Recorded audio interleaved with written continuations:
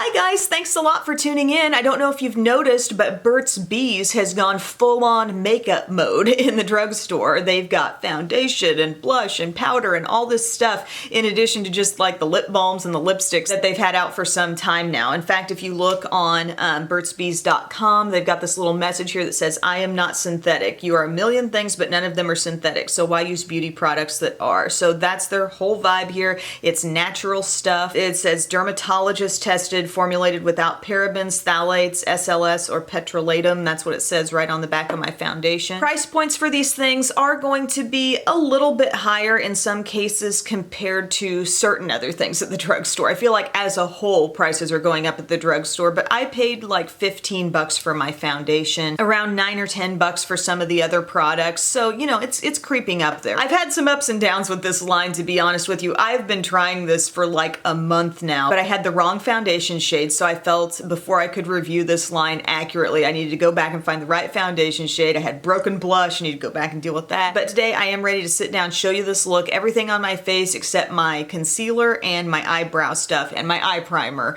is Burt's Bees, so take a look. I am just moisturized right now. I am not using any certain primer. This is what we're working with the foundation. It's called Goodness Glows, and I have it in natural beige. It says liquid makeup with responsibly sourced meadow foam, and that's technically meadow foam seed oil, known for its skin moisturizing benefits. And they claim that this is a full coverage mineral formula that leaves skin smoother and more radiant with a natural finish that's not heavy or greasy. And did I say I have this in natural beige? Fun story about this, I initially got the color called Buff, and it's so light. Like, I don't know if some shades are just deceiving. When you see them in stores, you think, oh yeah, that's my shade. You get it home and you're like, what? But I mean, if you guys have seen some of the shades that I have made work in videos, and I feel like this one is just completely not workable, that's saying something. I've had some pretty off foundation shades at times, but I think it's harder to be off when you're erring on the light side. Sometimes deeper shades with the addition of a concealer can kind of work out, but natural beige, I went back for it. May return that other shade, or it might actually be the appropriate shade for my mom. But we have a pump with this one, that's a good thing, and I'm just gonna pump out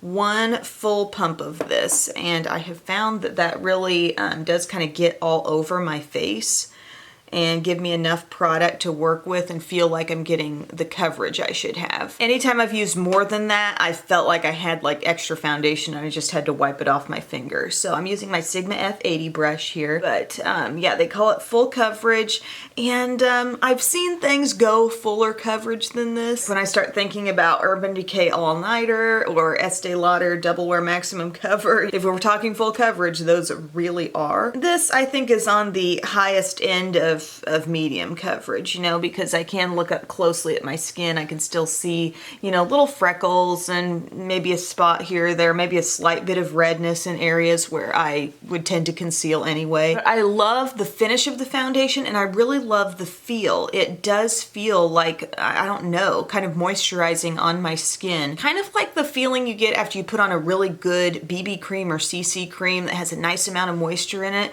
It sort of feels like that, but you've got foundation-y, excuse me, coverage on your face. But I think there's a real, like, kind of natural luminosity. I'm trying to sort of turn my head here so maybe it catches the light somewhat, but it really does leave the skin looking kind of just nourished, I guess you might say, because there's not flecks of shimmer and sparkle in this, but it's giving you a really healthy look when you've got it on. And case in point with this foundation, in my last video where I was talking about all the Bite lip products, the only thing I had on my cheeks was a little bit of one of the multi-sticks, so it was just pure color. You know, there wasn't any shimmer in that either, and I had on no highlight or anything. But yet the skin seemed to have a certain amount of, I don't know, just a little bit of luminosity to it, and I credit the foundation for that actually, because I wasn't overly powdered. It's got a little bit of a hydrating feel, and I'm liking that these days, frankly. You know, normal skin type person, I think a dry skin type would probably enjoy this as well, but that is one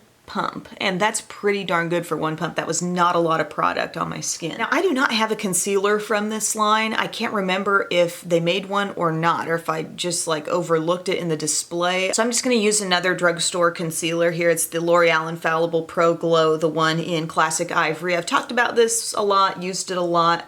I think it's just a pretty decent, you know, little under eye brightening type concealer. It's just a smidge lighter than my skin tone, so I feel like it does sort of help give my skin some dimension in different areas. And I think it's very comparable finish-wise to what we're working with here with this foundation, so it just kind of meshes in well. So I'm just using a flat foundation brush today, which sometimes I just really like with concealers, and I'm just pulling that not only along the under eye area, but kind of out this way too.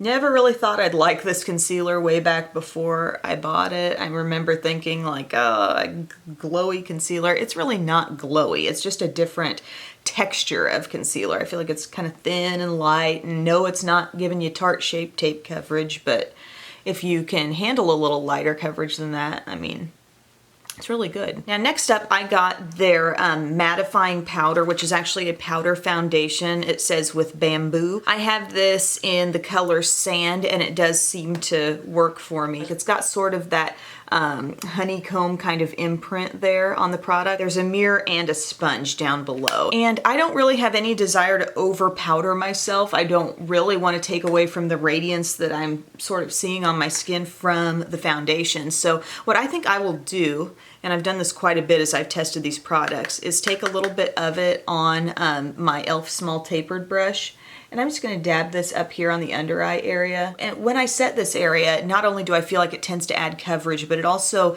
sort of helps just the staying power of everything, and also the staying power of your eye makeup. If you're too, you know, dewy there right under the eye, you can notice more transfer and more smudginess actually. It kind of attracts smudges. So I'm working with some of this powder around my T-zone, and yes, I do feel like it mattifies. It doesn't make me look too chalky, and I think it actually helps to extend the wear of the foundation. When I've worn these two sort of hand in hand, it's been a pretty good thing. And I feel like I've been complaining a lot about staying power with foundations, and you don't always think of the hydrating foundations as being able to last a really long time, you know? But it's not just about lasting. It's not just, for me anyway, about a product still being present on my skin at the end of the day. I want it to closely resemble the look that I started with. You know, I want it to be fresh and not cakey looking, you know, not completely fading from my oily spots, but not clinging completely to the few areas where I'm a little more dry. But overall, my skin doesn't go to major extremes on either end of that spectrum, so that's why I kind of consider myself normal. But that's what a light bit of that powder looks like, just kind of focused in on T-zone and under eye and just lightly elsewhere. It takes the texture of your skin and just makes it a little bit smoother after that foundation, which felt pretty hydrating. But I know technically it says this is a powder foundation. I have not used this solely as powder foundation, but I do find it to be a powder that adds some coverage. I've definitely found that to be true. I think it's a nice pairing with the foundation. I don't have a bronzer from this line, but I do have a couple of blushes. My first blush, that happened. This is called Shy Pink, and I think this is a gorgeous shade. It's like a pretty matte blush, and y'all, I dropped this from maybe, I don't know, 2.5 feet up onto carpet, and it broke, and I don't know what that's about. I probably like tossed it in my shopping cart when I was shopping at Walmart, and I don't know, maybe this was just the straw that broke the camel's back, I don't know. But note to self, these products may be a little bit fragile. Whatever the case though, I do love that shade. I love Shy Pink, and then I went back to the store that when I got my replacement foundation, I also got this blush in Toasted Cinnamon, and I haven't worked with this one a whole lot. I've only worn it once, so I want to really put it on for you today, and we'll see if this really feels blush-like, you know, because it really looks kind of bronzery to me. But I'm going to pick some of that up here on my Up and Up blush brush. Up and Up brushes from Target, by the way. If you haven't heard me talk about those, I think they're pretty darn good. But this is kind of a nice little glow here, actually. but a lot of warmth. It's a nice, like, kind of toasty blush shade. You know, it's different, and I think it's gonna work with the eye and lip color that I'm gonna be putting on. But these are soft, like, nicely pigmented blushes. Maybe so soft they're gonna crack when you drop it on carpet, but maybe I can just, this is just such a mess in here. I need to look up exactly what I need to do with alcohol to press that back down, because I wanna keep using this blush. I'm gonna do a little shy pink just right in this zone here, apple of the cheek. It's so pretty. Like, I feel bad for it. I've got this injured blush here. Alrighty guys, so I have gone ahead and done my eyebrows. I used my e.l.f. Instant Lift eyebrow pencil in neutral brown, and I did some Milani eyeshadow primer on my lids. Now this is the eyeshadow trio I got. It's in the shade Blooming Desert, and this is the eyeshadow with bamboo. And what we've got here are 3 shades that, they all have some amount of shimmer. The top one is more like just a satin finish, just barely there sheen. Center one is this metallic rust color, and then we've got this deep kind of dirty bronze down here at the bottom that also has some sheen, but it's not out of control there. So I'm going to take that one with my Sigma E25, and I'm just going to get some of that in my crease. To me, these shadows seem like just straight up average in terms of application. I mean, this brand no doubt has benefits in terms of, you know, being natural products and whatnot. But if you're just kind of wondering how these stack up with lots of different eyeshadows, I feel like they're just kind of in that average bracket for me. At least this trio, you know, it's the only one that I have used from the line. You know, it does the job. It creates a look for me, but I feel like the shades just kind of, I don't know, this middle one should be stronger than it is. And so everything just kind of, I don't know, blurs right into each other, which I guess is fine from a blending sense, but if you kind of want your shades to be a little more pronounced and stand out from one another, they just all kind of mesh into one on me. So I'm just blending over what I did there in the crease. So a very soft crease color. Nothing's gonna get too dark, obviously, with this trio of shades. I'm gonna use the lightest one and just go under my brow there. This shade, I don't know, it comes off a little chalky looking. Like there is some sheen to it, but it's not a real pretty, smooth, pearly sheen. It just looks a little dry. And then with a flat brush, I'm going to go into the rust. And this shade, like I said, I mean, I see that color in the pan and I think it should be full on gorgeous, but it doesn't look as metallic on the eyes when you've got it applied. Like you're certainly picking up on the color, it's just not quite as rich and you have to build it up some. Definitely a nice fall color. I mean, it is pumpkin spice for sure. Let's see if I can create any contrast on the outsides by adding a little more of the bronze. Maybe not, that shade's just not quite dark enough to really deepen your look a whole heck of a lot. But I am gonna use some of the light shade. It's given me a little bit there, you can see. And then as a final step, I think I will smudge some of the bronze under my eye too. So yeah, it's okay eyeshadow. To me, this was like the most interesting looking trio that was being sold, so that's the one I got. But it's okay, you know, it's getting the job done for a very soft, light, natural look. But one thing I am gonna do, because I woke up feeling kind of tired today and I kind of irritated this eye and I can see some redness in it, so this always helps for that. It's the Wet n Wild Ultimate Brow Highlight, and you just put it right in your lower inner rim, actually, surprisingly. Really brightening. And the next thing I have from this line is their 100% natural Nourishing mascara here. So I'm going to curl my lashes first. We all know they need it. And then let's move along with this before I lose the curl. We've got a rubber brush here on this mascara wand, and it is a little bit tapered toward the tip, which I like that. It's kind of medium size, not too big, not too small. The bristles are kind of, you know, thick seeming, pretty tightly packed. And the first time I used this mascara, I was kind of pleased with the way it built up rather quickly on my lashes. The thing that this just doesn't do well for me, it's kind of my mascara deal breaker, is holding the curl. You know, it just doesn't keep that locked in. And there are a couple mascaras from the drugstore that do that for me, in case you were wondering. The CoverGirl Supersizer tends to do that for me, and so does the L'Oreal Lash Paradise. So this, like, just as I apply it, I kind of feel like, yeah, they're drooping a little bit. But this does give me pretty nice length, and it adds some thickness too, almost to the point of, you know, throwing in a few clumps here or there that you sort of feel the need to comb through additionally.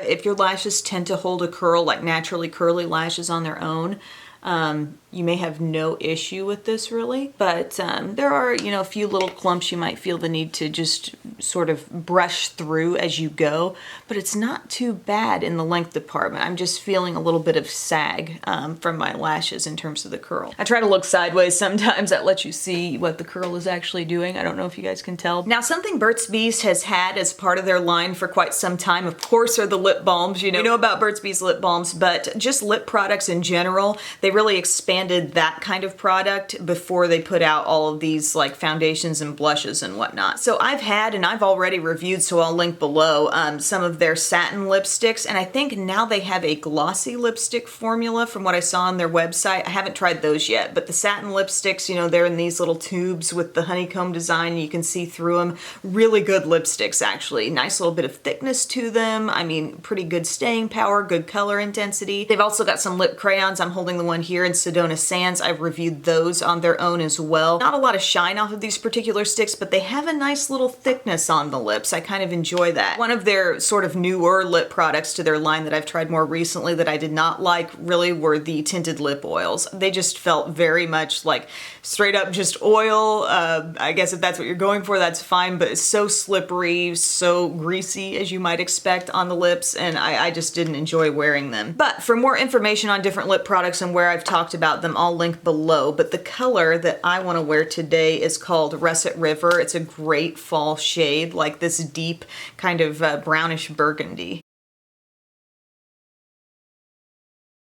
Oh, I'm a fan of these lipsticks, you guys, and I'm kind of like rediscovering them actually because I have had my hands on these for quite some time. I believe these won like an Allure Beauty Award too. They are smooth, nourishing feeling, but not greasy, not feeling like I'm concerned about this fading outside my lip line or anything. This shade is so like fall and winter glam. I've also really liked, I've got a couple here, but I really like Blush Basin, kind of like a nude neutral with a little bit of peach thrown in. I've also got Sedona Sands in the chubby stick, and this is a nice shade for my like pinky nude lovers right there. So they've got a nice range of shades. But yeah, finished look with the Burt's Bees line. I like it, you guys. I mean, the only thing I really added in was my brow product today and the concealer. So the bulk of my coverage all over my skin is coming from that foundation. I thought the powder worked really well. The foundation and the powder probably are like my top two products because I thought they worked really nicely hand in hand with one another. This gave me pretty darn good coverage. I wouldn't go as far as to call it full, but truly good enough coverage and nourishing enough to my skin. And then I was able to use this powder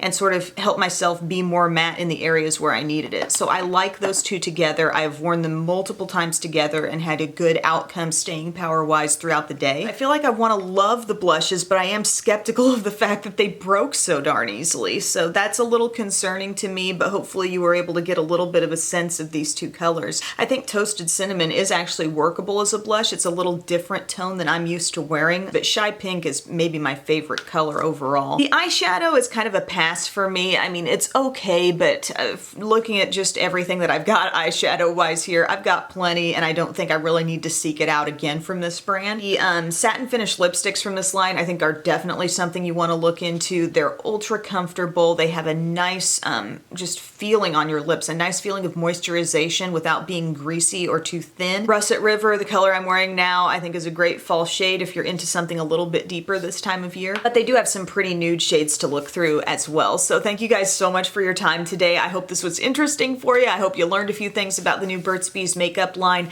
I'm finding it in my local Walmart. I've not found it at Target yet. But I hope you guys have a great day, and I will see you very soon. Bye.